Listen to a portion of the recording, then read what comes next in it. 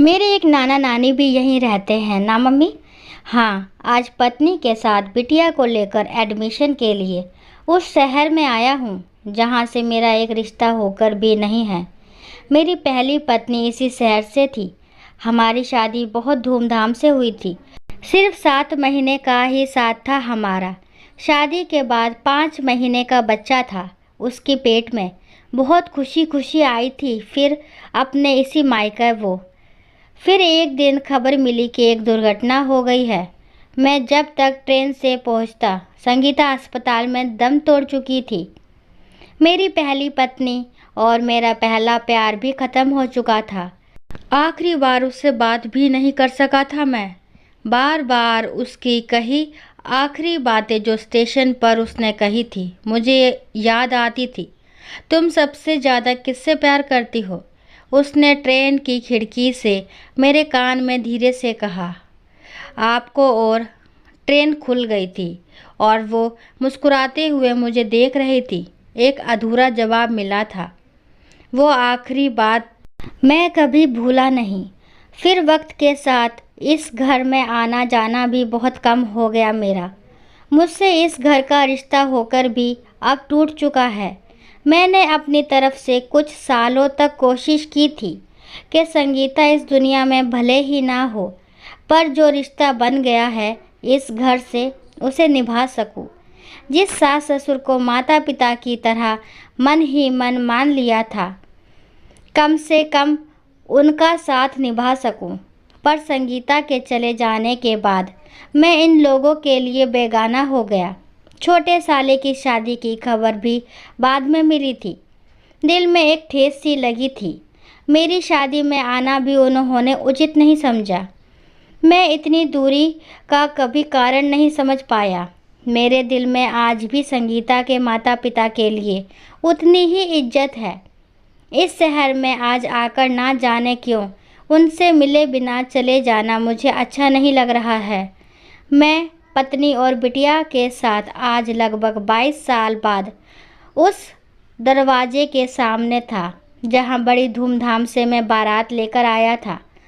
उस दिन मेरे लिए ये लोग आंखें बिछाए खड़े थे। आज देखकर शायद पहचाने ना या देखकर आंखें फेर लें। मैं इसी असमंजस में था। तभी बिटिया ने दरवाजे पर लगे बेल को बजा दिया। दरवाज़ा खुला और सामने ससुर जी थे, बीमार और उम्र से ज़्यादा बूढ़े दिख रहे थे। पहले बिटिया और पत्नी को आश्चर्य से देखा, फिर मुझे। कुछ देर देख उन्होंने पहचान लिया। बिमल बाबू आप? चेहरे का तेज बिल्कुल ख़त्म हो गया था उनके।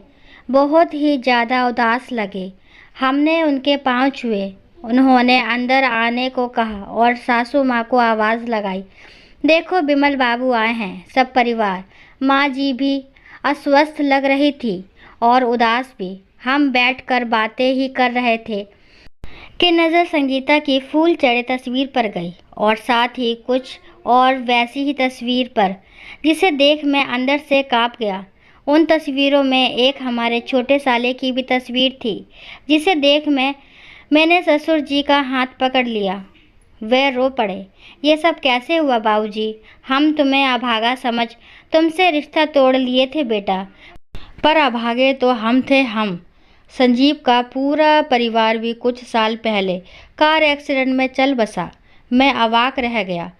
माँ जी भी फूट फूट कर रो पड़ी। उन्हें देख मैं अंदर ही अंदर रो पड़ा।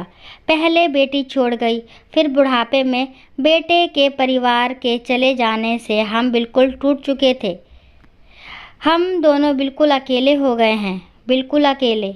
ससुर जी की रोती बिलखती आवाज़ ने हम तीनों की आंखों में आंसू ले आए थे।